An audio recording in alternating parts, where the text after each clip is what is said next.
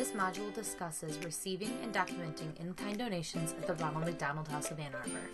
There are several different types of donations you may receive, including wish list, pop tabs, and services. You may also receive cash or check donations.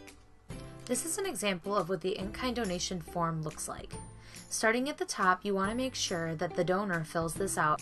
Forms are kept on the volunteer desk on the top shelf of the black stacking tray. It's important that all information on the form is filled out, especially the description of the donation, the value of the donation, and the name, address, and email of the donor. The goal is to make sure that the form is completed and is readable and that everything is filled out. If there's no value for an item, then you'll just have to make a guess to what the value is, and then you will initial at the bottom of the form. If the donation is for pop tabs, there will not be a value entered.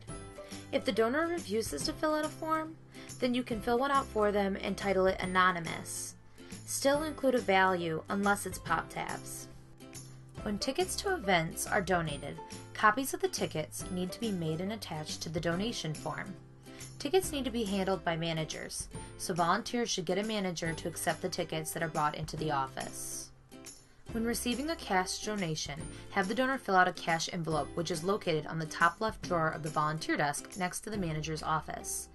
Have them complete the contact information.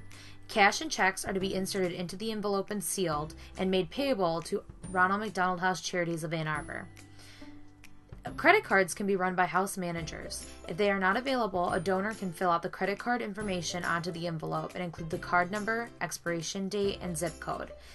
Make sure to hand the envelope directly to a house manager or executive director. All other donations should be placed on the back counter of the office, and all of the donations that are food items have to have an expiration date written with black Sharpie on the outside of the package. Any other questions you have about donations or the forms associated with them, you can direct towards the volunteer coordinator or house manager. Thank you for volunteering at the Ronald McDonald House Charities of Ann Arbor.